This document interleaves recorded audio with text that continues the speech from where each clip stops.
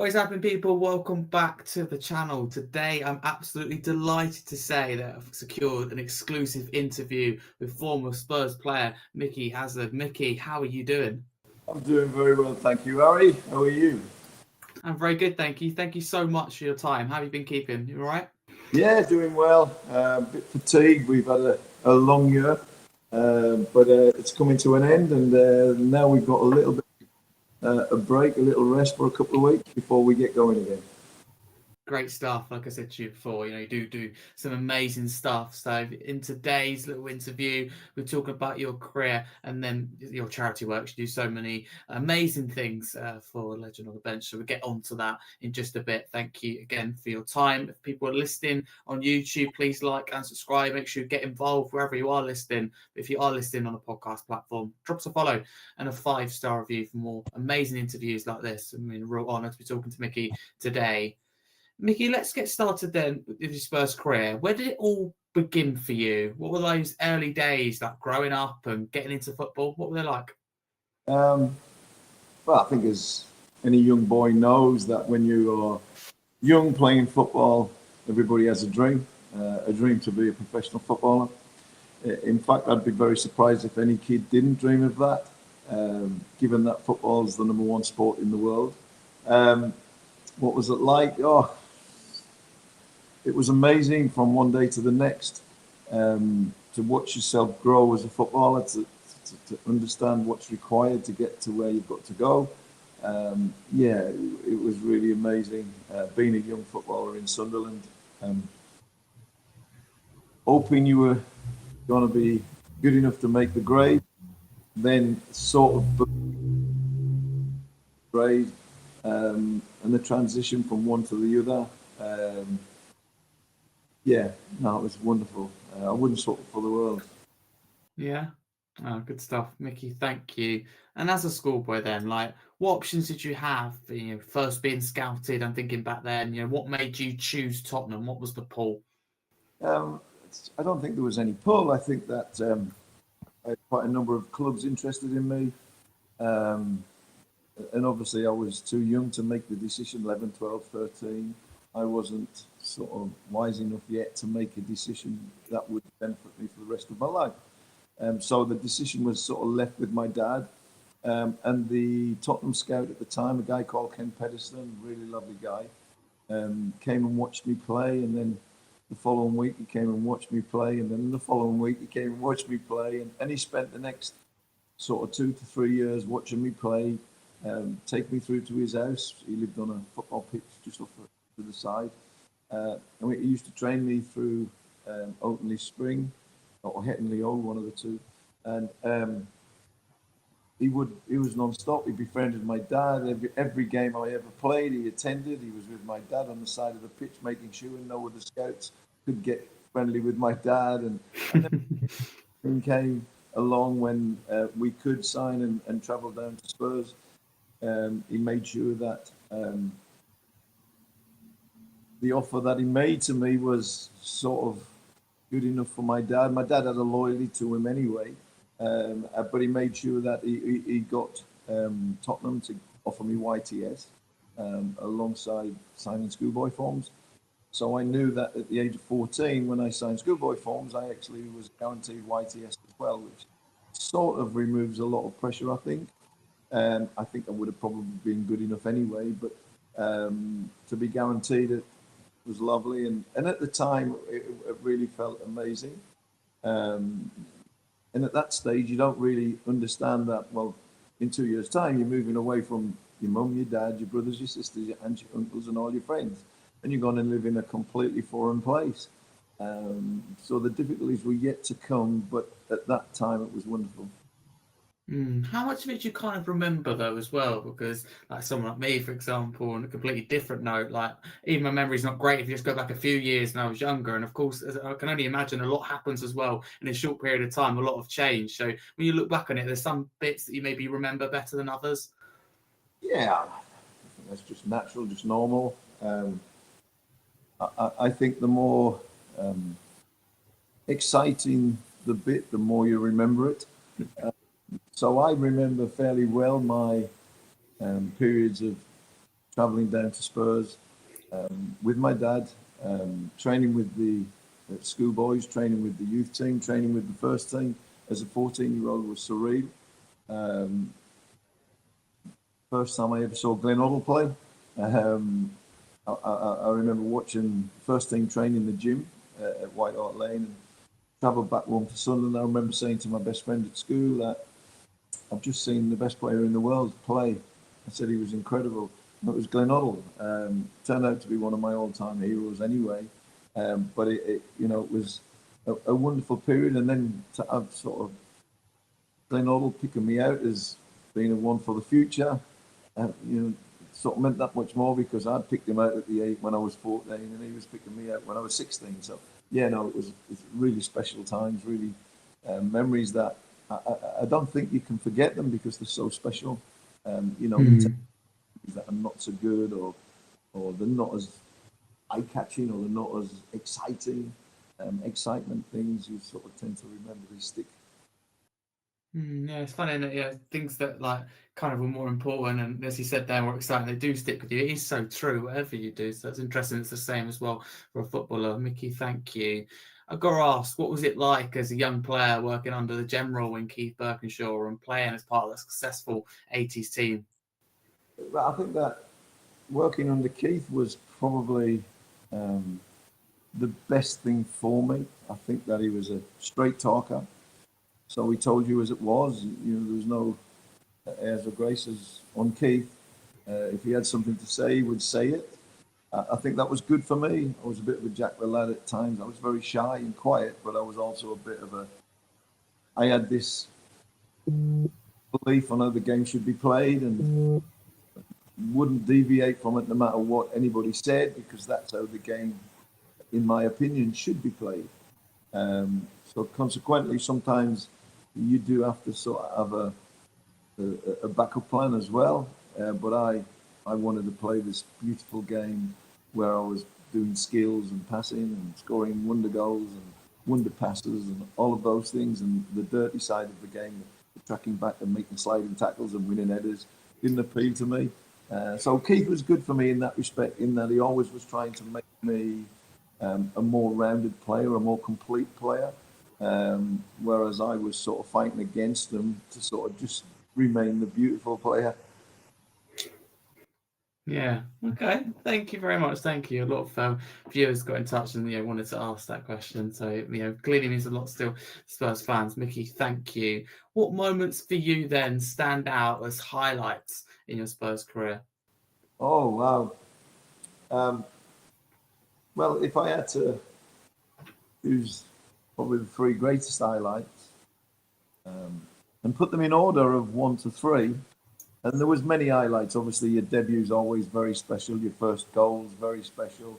So, your first trophy is very special. So many things that are so special. But, if you're picking out your favourite of them all, I would say number 1.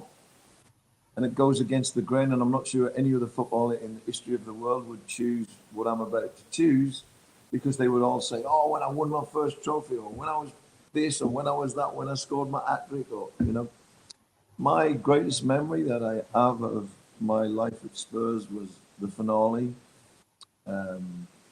which was 2019, was it 2018? Yeah. White Hart Lane against Man United, and then there was a massive celebration at the end of the game. 49 former legends of the football club were invited to the day to celebrate our history at the lane. Obviously, the memory, the White Hart Lane was my place of worship. It was where my old career had sort of played out. I got to sit in the Bill Nicholson suite. Bill Nick, our greatest ever manager. I got to sit in the suite with 49 massive names from our past. To be sitting in that room as one of them was incredible, and to get every single autograph was even better. And the club dentist benefited massively from that because I gave him the menu with every single player's autograph on.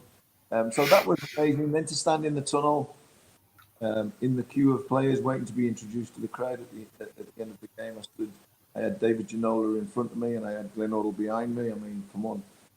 Wow. Could I have chosen, in fitting with my philosophies on how the game should be played, could I have chosen to be in between two more players who played the way I wanted it played? So yeah, it was. And then when I was finally introduced to the crowd, it was something special. You know, you stand there, you're watching David Ginola be introduced, you're sitting there and you're thinking, oh, I hope they remember me. I hope they sing my name, or I hope they clap me, or you're sort of worried a bit. And then when I went out, they sang my name, Yido, Yido, and then the rain came down at the end, and the rainbow across the sky. Just for me, it was the very moment that God confirmed to the world that I was a Spurs supporter. The rain come down, and then the last game ever at this stadium, I've got a rainbow going across from the shelf to the clock. The cockerel, and it was just spectacular. I got to sing "Can't Smile Without You," which is one of my favourite songs on the pitch. But having experienced all of that, which was incredible, the best was yet to come. I went home. I went to visit Keith Birkinshaw and Steve Archibald, who was staying in the hotel not far from where I lived. So I spent some time with them in the hotel, and then I went home, and I got home. And as I got home, I turned on the show, the highlights of what had occurred. And as I did it, someone had sent me a picture. And they sent this picture through to Facebook. And as I turned it on and saw it, there was this picture of me standing in the tunnel waiting to be introduced to the crowd. And I had this look on my face. And the guy had put a caption at the top of the picture, and it said, "If pride had a face." And I thought, wow. I mean, wow, if pride had a face. I mean, if ever a caption described the way I felt that day, the all day, from start to finish, we won as well against Man United. That would have been the caption that I would have chosen, because I was probably at the pinnacle of the levels of pride I could ever reach. So that was, wow. The second day was obviously the UEFA Cup final. I choose that as second because I think that the team, the club, are always way more important than the individual. So winning the UEFA Cup was just, and to do it at White Hart Lane was, capped it all off, and with the very last kick of the game, that was an incredible moment for me. And the semi-final of the UEFA Cup, where I got the winning goal, that took us through to the final. Obviously, individually, it was a very special moment for me. To score the winning goal in a massive European semi-final was something else. And it belonged to me, and it was the moment specially reserved for me. It really was incredible. So I haven't included the FA Cup win in that, because while it was always a dream to play in an FA Cup final and play at Wembley and do all of those things, I sort of felt that the other three passed that. So I'm not going to go on and on and on, because we could go on all night about what was and wasn't great. But those three things stand out in my mind like they happened yesterday. Incredible. Micky, thank you. 3 wonderful moments. And honestly, you caught me out and surprised me with the first option, but it's really interesting. Like they're almost thinking outside the box, and explained it really well. It's good. I think that will surprise a lot of people, but it's a good one. And you're right, the rainbow as well, just so fitting. It was just iconic. It just felt right, didn't it? The result, the performance, everything about it. The best way I can describe it, it was the moment when the rainbow appeared. It was the moment that God confirmed he was a Spurs fan. Absolutely. Totally agree with you. 100%. Love that. Thank you. And you shared the pitch, right, with some true Spurs icons. It'd absolutely be fair to say that. You mentioned, the likes of Glenn Hoddle, but also you've got obviously Ardiles and so many more. Who's, in your opinion, the best you played with, and why? It's very difficult to separate two. You just mentioned the two, Glenn Hoddle, Ozzy Ardiles. They were just incredible footballers. I played with Klinsmann, I played with Sheringham, I played with Anderton, Dermatrescu, Popescu, Bromby. I played with so many wonderful players: Archibald, Crooks, Newton, Roberts, Perryman. Ray Clemens, Pat Jennings, so many wonderful players, but two players who were total. People would suggest that they were both the same because they're both flair players, but they played the game so differently. Glenn was that sort of genius who instinctively knew what to do without even having to think about it. He had this ability to see things before that even happened. He was a wonderful, wonderful, wonderful footballer, and in my opinion, the most gifted English footballer I've ever seen. Ozzy was very different. He played a much shorter game, a much more continental style of play, but he had the best football brain. He was 4 steps ahead of the game all the time, intercepting passes, and I learnt so much from defensively from watching Ozzy play. I used to analyse how he defended and how he thought, where he read where the ball was going to be, but not the next move, but 3 moves time, and he would be in the position to intercept it.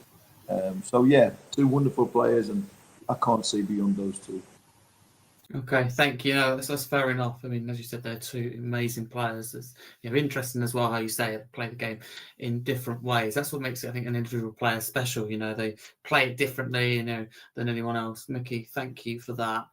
Who would you say was the toughest opponent that you come up against? Toughest as in, I never worried about the hard men of the game. Rarely was a hard man a great footballer in terms of he could hurt you with the ball. He was there to stop you playing, stop someone else playing, and make sure that you knew they were around. And in general, they weren't talented like a Glenn Hoddle, say.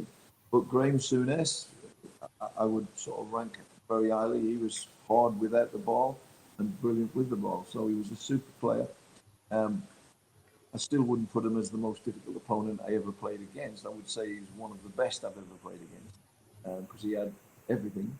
But the most difficult opponent was Ozzy Ardiles for the very reason I've just explained that. I played my first time I ever played against him in a really not in training. I was sitting in the opponent's dressing room and he was sitting in the home team dressing room, and I was sitting there thinking, Ozzy Ardiles knows my game off by heart. So he's gone every time I try to do something, he's waiting for me. Mm. So I thought today I'm going to have to do things a little bit differently to surprise him because he'll be waiting there, but I won't be there. I'll be somewhere else. So I was trying to think ahead and get myself ahead of the way he thinks. Little did I know he was in the other dressing room going, he's a clever player, that Micky Hazard. He's not going to play his normal game today. He's going to change. He's not going to be in the places where I think he's going to be. He's going to be somewhere else. So I'm going to be waiting there. And that's how he was able. So when we went out there, I'm trying different things and he's waiting already for me. I'm like, wow, how did you know I was going to do that? Because I'd normally do that, So that's where Ozzy was. And he was so tough to play against because of his cleverness. His mind worked incredibly quick, but also was very sharp as a razor, and could change direction and change pace. Boom, and he was gone. So he's very difficult to play against, but a pleasure to play against. Well, because he never ever tried to intimidate me in any way, shape, or form, other than to outthink and outmaneuver me. And that's how the game should be. If you want to intimidate someone, intimidate them with your talent, not with your physique. Yeah, 100%. Thank you. I love that little story there with Ozzy Ardiles. That's great. That's funny. And you just think you're doing something like, I could get the edge over an opponent in this case. And then all of a sudden, already come up with a plan. I think it says a lot, as you said there, about the creative mind and, just thinking outside the box and quickly. That's great. I love that. Thank you very much. If, every player has highs and lows, as you all know, in their career. What would you say was your biggest regret or lowest point in your career? I sort of I got low if I played bad, or if we lost, I didn't enjoy either. But it never. By the Monday morning, I was fit and ready to. It's gone.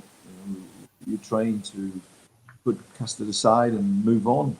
You can't dwell on past failures because they'll carry over into the next game. So you're taught to cast it aside and move forward. If I had to say my biggest regret, and this is not a slur on any other club that I've ever played for. I'm not. I don't intend to slur them, because each and every one of them was part of my life and always will be. But my biggest regret was, and I didn't really have the say in it that I should have, was leaving Spurs. And we played Newcastle on the Saturday. We won 5-1. I scored, and I got called out from the Players' Lounge afterwards by Peter Shreves, the then manager, who said I'd only just been picked for the full England team, just won the UEFA Cup, and everything felt hunky-dory. And Peter said to me, look, the club have got a bit of cash flow problems. They need to get some money in. They've had a club record offer from you off Chelsea. And the chairman's told me to say that if you don't play, if you don't sign, leave, you won't play in the first team again. It wasn't quite as brutal as that, but that was the implications behind it. That didn't make me move. I got my back up, to be honest, and it made me think, right, I'm not leaving. Because I always felt that I trusted my ability. I knew that if I was playing well, I could get back in the team, no problem. And I went to meet John Hollands that organised the meeting for me, so out of courtesy, I went to meet him. And John said lots of very, very, very good things. What he wanted from me to be at Chelsea, how he intended to use me, all the things that, the way I was used at Spurs in many ways. I was the playmaker, I made the play, I got the pace of the game, the tempo of the game at our pace. I brought everyone into the game. And he wanted me to do that at Chelsea. And I'm sitting there with absolutely no interest in going, no intent in going. I couldn't wait for the end of the meeting. And then at the end of the meeting, he made me an offer that if you sign before you leave this hotel, then we will pay this amount of money into your bank account. I was a backstreet boy from Sunderland. I can't remember what I was earning, 700-800 quid a week. And I got swayed by the offer of this amount of money going into my bank account, plus a 400 quid a week rise. And I made the decision there and then, because I had to make it before I left the hotel. And I made the decision to leave. But the next day I drove to training knowing I'd made the wrong decision. I got at 8 o'clock, wasn't training till 10:30. I sat in my car watching all the players come in and get changed and go out onto the training pitch. And at 10:30, when training began, I was still in the car. And I knew that there was a mistake made. And I let the lack of time to consider the proposition helped me make a rash decision. And then I spent the next 6 months wishing I was back at Spurs, and Spurs tried to re-sign me on a number of occasions, but Chelsea wouldn't let me go for sort of a sixth of the fee that they'd bought me for. But you know what, the Chelsea fans, and I'm saying this now because obviously I love Spurs. The Chelsea fans treat me like I was God. For me to go over to Chelsea from Spurs, which are enemies, and we've seen the way Sol Campbell going to Arsenal. I went to Chelsea and they absolutely adored me. It helped that I played the game the way I played it. Skills, passes, dribbles, shots, chips, things like that. All fans love that type of thing. So they just welcomed me with open arms. They absolutely loved me. So I always feel a bit guilty when I say I love Spurs so much, because it means that I don't love Chelsea like I love Spurs. But I'm forever grateful and will be forever that the Chelsea fans gave me so much love. They were incredible. And so I won't ever put Chelsea fans down. You can't help who you love, and I love Spurs. Sometimes you don't even get to choose; it just happens. So that would be the only regret that I've ever had. Micky, thank you for that. Appreciate your honesty with that. It's great to hear, of course, your love for Tottenham, but also I do like that it's not hostile, between Chelsea. So many players you see. You mentioned that, didn't you, as well? Whole situation. And we've just seen it so many times, have we? And I mean, where footballers leave, and then it's just not quite the same, and they're booed, and you see it a lot of it even now in the modern game, if not even more. It seems to be nasty when the player comes back, and not good at all. But so Canberra, of course, at the top of that tree. But that kind of leads me on nicely. If you could choose, would you rather be a professional footballer today, with the Premier League's global spotlight, money, it's mainly about money, let's be honest, or play in your own era? If I gave you the two, which one would you choose? I don't think that's even debatable. I think that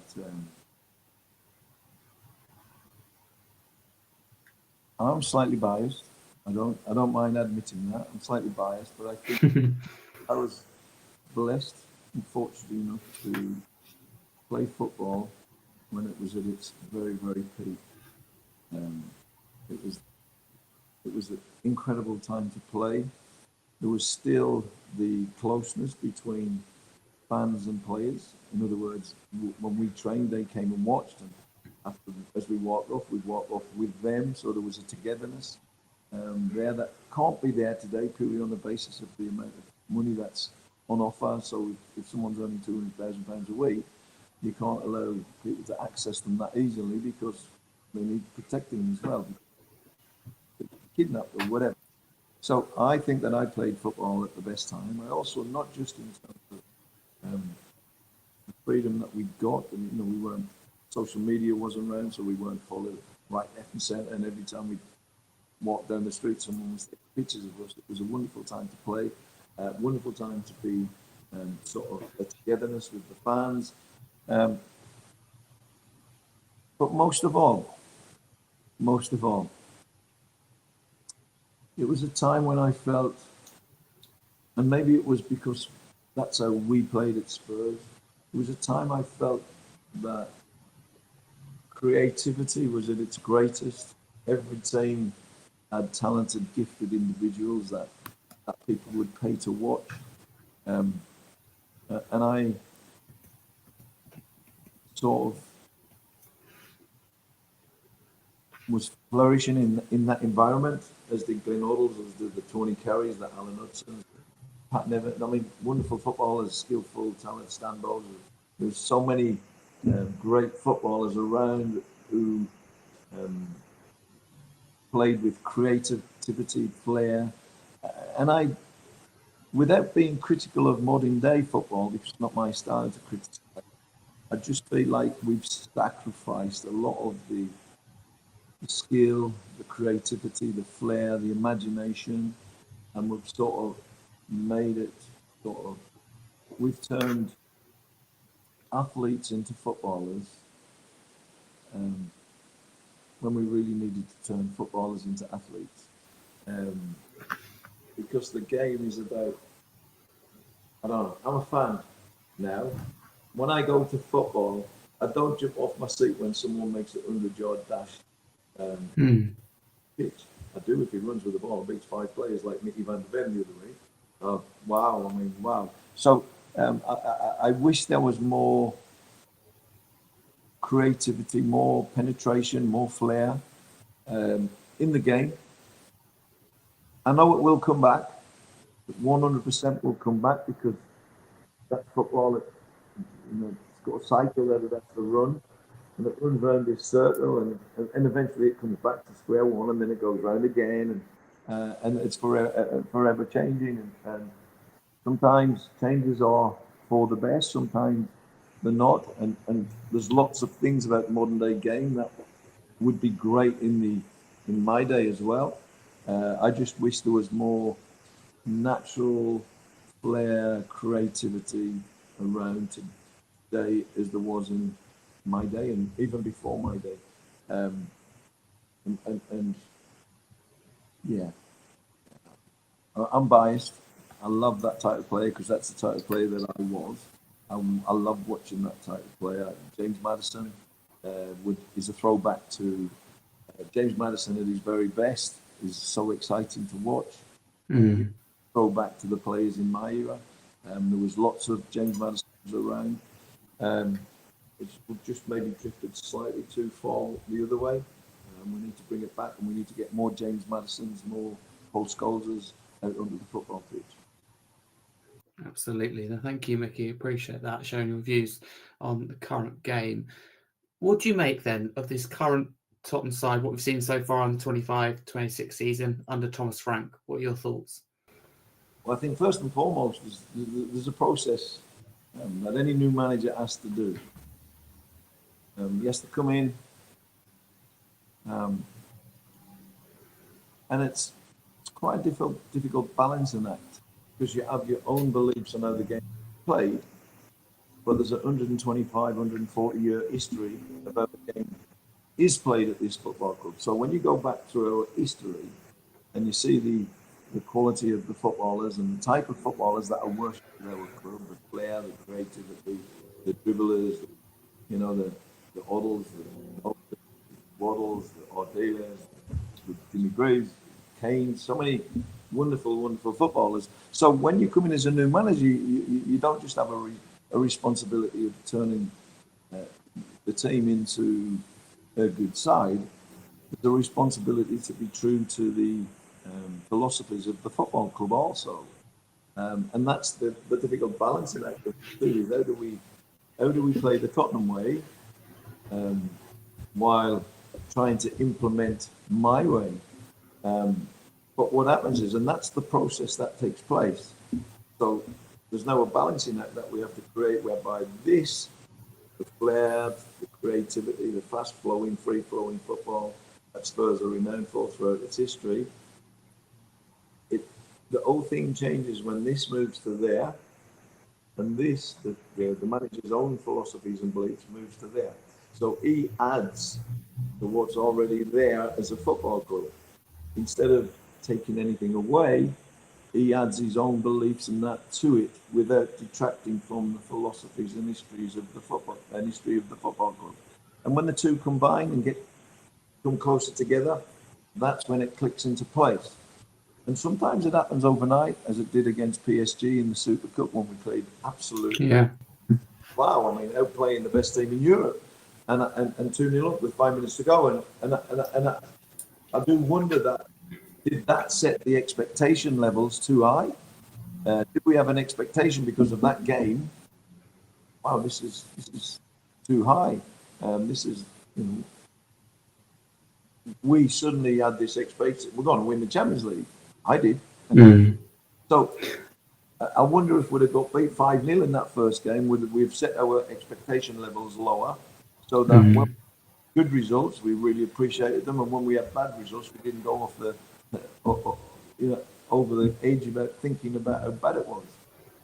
Because it's a process. All football, building a great team often doesn't happen in 6 months.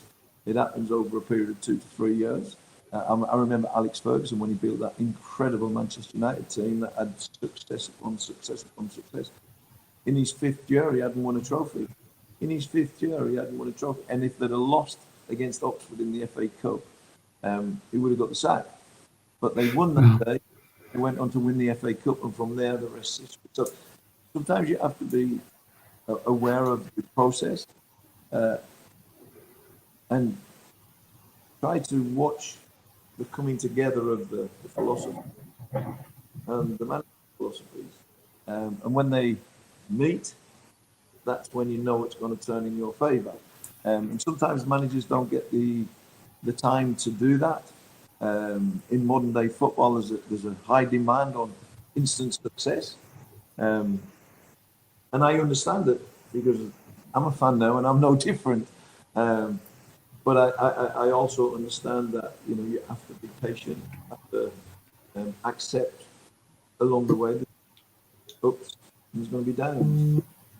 And in the end, you hope that after a little while, the downs become better, and then that's when it's starting to turn to success. Thank you, Micky. You're just thinking out loud here, but I wonder if winning the Europa League last year, as amazing as it was, I wouldn't change it for anything at all. First trophy, for example, in my lifetime. I wonder if that has increased the pressure a little bit on Thomas Frank, which would make sense. A fans going, look, we've won that trophy. Can we now push on? And maybe the rhetoric that the club are using, like, we want to win the Premier League and Champions League, coming out the words of Daniel Levy, for example, before he departed. Do you think that maybe Frank's judged on not only, like you said there, the way that football's played and how it's previously at the club and compared to it's more maybe negative now, but do you think that Europa League success is also now piling the pressure on him? Well, I hope not, and it shouldn't do, because whether you weren't manager at the time and you are now, you should be happy for the club. The football club takes precedence over in everything. I think in everything that anyone does. So I didn't play in the Europa Cup final. I celebrated it like it was the best day of my life. Why? Because I love the football club, and the football club's the most important thing in any way, shape, or form that you are judging the football club. So any manager coming in should be delighted. Number one, the confidence that goes with winning. In fact, it has the opposite effect, really. It removes the pressure, because now you haven't got that hanging over you that was hanging over for 17 years of not winning the trophy. That's now gone. It's now at Arsenal. They haven't won for 5 years, so they're getting that sort of pressure. So I don't think it should add to the pressure. For me, it was a day full of so much joy. I was blessed to see it with my grandchildren, and I would put my day out at Bilbao far way ahead of my UEFA Cup win, because I spent that day celebrating the Spurs Cup victory, but I also spent it with my grandchildren witnessing it. So it was the most wonderful day anyway. But no, I wouldn't say it's added any more pressure. Listen, you're coming into Tottenham. Pressure goes with the job. It's not a gimme. It's not a gimme to go to Liverpool, as we're seeing how badly they've struggled. It's not a gimme to go to Manchester United. Massive clubs. You have to go in there, and it takes time. You have to work at it. You have to make great signings. You have to train the players to a very high level. You don't just come in and expect, I'm manager of Tottenham now, I'm going to win trophies. It doesn't happen like that. But far, he's had it's quite contrasting fortunes, really, because he started off away from home. They were brilliant. Went to Manchester City and won, playing brilliant. But at home, we couldn't put our form together. Now, we're piecing it together at home, and we've lost it a little bit away. And that's the signs of a process taking place. Great away from home, not so good at home. And now we're working on improving that. Now we're quite good at home, and we're not so good away from home. So, taking place. And one day, the home form will match the away form. But at the minute, it's not good away and good at home. But the first part of the season, it's good at home bad at home and great away. So you can see processes taking place. We have to be patient. As fans, including me, I want to win things, and I want to play great football as well. But never forget that the club's underwent major changes. So not just adapting to a new football club, you're adapting to new massive changes within the club. So I think the time to judge is maybe end of the season to reassess it, and then go again next season. 100%, Micky. Thank you for that. Again, appreciate your honesty and balanced view with that. Thank you. Definitely agree with you on the patience. Before we get on to your charity work, then, because there's a lot I want to discuss about that, because you do some amazing things, as I said earlier. But lastly, is there anyone in the squad, and talking about his current Tottenham squad, that reminds you most of yourself as a player? I would say dearest player to me would probably be Madison. Who played the game quite similar to me, or in the way that I want to see the game played. James Madison would be. I don't think there's anybody else. Because James can't tackle either. Love that. Yeah. I would say James. He plays with the game with flair. He tries to be creative. He tries to be imaginative. Um, doesn't always work, but then creativity doesn't. Mm. So someone's always trying to stop you being creative. So, yeah, but yes, definitely James. Micky, thank you very much. Then moving on to charity work then. Of course, your charity Legend on the Bench. Would you like to talk to people a little bit about the charity and what it does and what it means to you as well? Well, the charity obviously was born out in 2019 when my sister's 23-year-old son took his own life. Um, People say to me, when was the charity formed? And I think it was actually formed that night when, amidst all the chaos, the devastation, the heartbreak, my sister just walked out the house at 12 o'clock at night. I'm scared of the dark, but she was, you can imagine how she was, and she somehow made her way to the church. 12 o'clock at night, where there was a cemetery in the church, and she somehow found a bench, sat on the bench, trying to make sense of everything that had happened that early evening. And she tells me that as she sat there, she thought, this bench needs a light. It's very dark. You can't see. And I think that was the moment when Legend of the Bench was formed in her head. It didn't take place for another, obviously, there's so much more to be done with regard to the planning of the funeral, the coming to terms with the shock and the devastation. And I don't think you ever do come to terms with it, but you learn to live with it. And then she just one day approached me and said, Micky, I want to set up a charity in memory of Jake. I said, okay, what's the plan? Tell me the plan. She told me the plan, which I thought was amazing. And I thought it was amazingly strong of her, despite her heartbreak, like nothing ever know. She was thinking of, we can't allow families to go through what we are going through. So she designed the bench. She drew a design of the bench that she wanted to make. And she was adamant that no bench would ever go out into the public domain unless it was lit up throughout the darkness. So that in itself gave it a message. The darkness turns to light. After the darkness comes the light of day. So there's messages with that. And we didn't install our first bench until we had found a company that made light and lit up throughout from the moment darkness struck till the moment lightness came, which was incredible. It also lit up the telephone numbers, which were put on plaques, which were attached to the bench, of all the specialist groups who specialise in dealing with this type of situation. There was a QR code with a direct link to our website, which gave all the information required to find someone who to talk to. And the most important thing of all that we must never ever forget to neglect is that all of this, the numbers, the light, the someone is always listening message, the QR code, all of this was accessed and people at the very moment that you need it.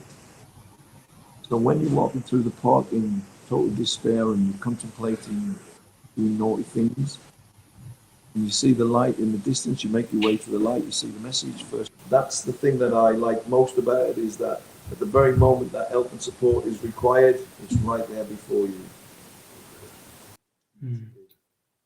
Yeah, so important. Micky, thank you so much for that. So, Micky, as you revealed on social media, your final bench reveal of 2025 is on Monday, the 22nd of December. Are you proud of what you've achieved this year? I think that, when you look over my football career, there's an incredible amount of pride in what I achieved as a footballer.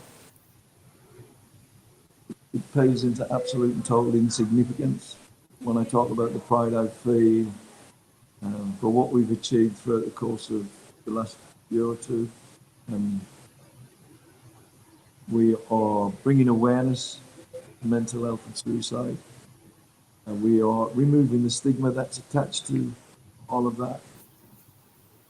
And the added bonus of it all is that in the meantime, we're saving lives. I always say that a simple hello, how are you? Are you okay? It's a conversation, start of the conversation that potentially can save lives. So when you walk through the park and you see someone sitting there all alone at night in the dark, ask them how they are. How are you? Are you okay? And he might be okay, but he might not. And that might be the conversation that saves his life. So important, yeah. There you go, Micky. Thank you for that. And what's the aim then in 2026 for the charity?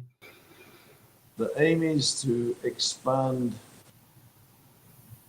and I don't think it will be achieved in 2026, but it will be achieved someday, to expand into every park and open space in the UK.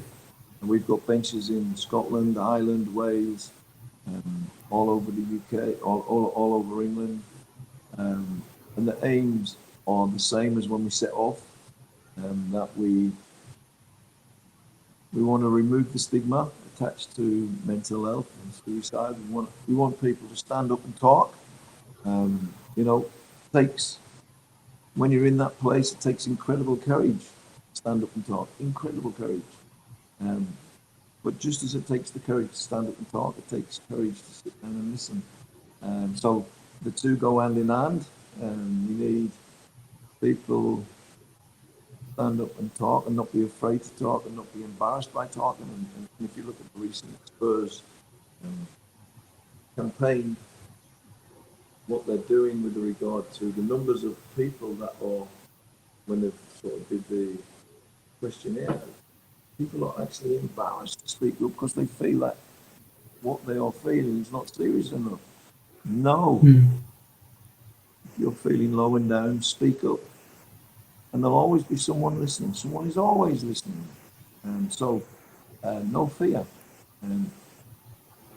Courage. Be brave. Because life is the greatest gift that we will ever have. And just saying, hello, how are you? Are you okay? Or saying, you need help.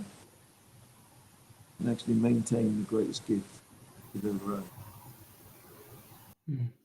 Micky, thank you. What would you say as well to all the people that have supported you and your charity this year?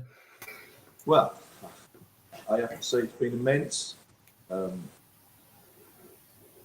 me, I'm staggered at the growth of the charity at the rate that it's grown, the amount of people that it resonates with. You hope when you set off that it will resonate with people. You have no idea until you get going. But I have to say that it's grown beyond anything we ever imagined. And we hoped that one day it would grow like this, but it's grown so quickly. And it's about to grow even much, much bigger. We have,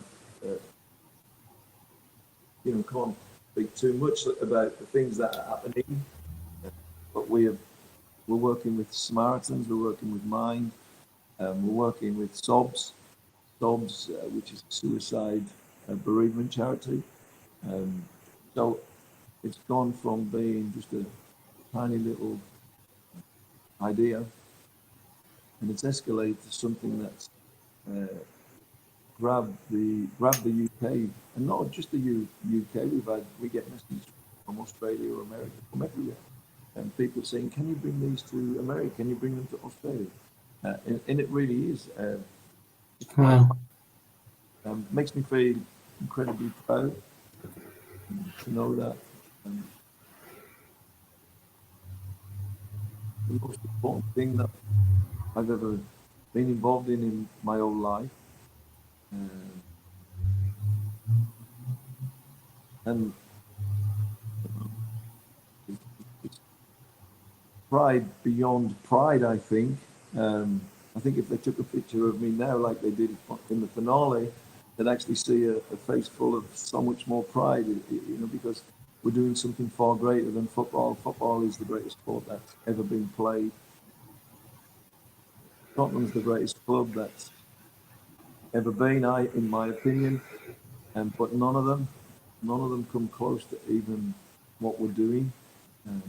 And the fact that the Premier League have got involved in this cause fills me with pride. All the fact that they're involving me in their campaign is incredible. And if you can imagine me spreading the word, it would spread. But if you can imagine Tottenham Hotspur and the Samaritans and the Premier League spreading the word, then the message becomes a million times more powerful, and the word spreads a million times more quickly. So to see them getting involved at such a level is phenomenal. It really is phenomenal. Yeah, it's great to see. Let me tell you that. Thank you, Micky, and you do some incredible work. So keep it up going into 2026. But I think this wraps up nicely for the interview. Really appreciate your time, Micky. Thank you. I hope that you enjoyed it. Yeah, no, very good. Very good. Thank you so much.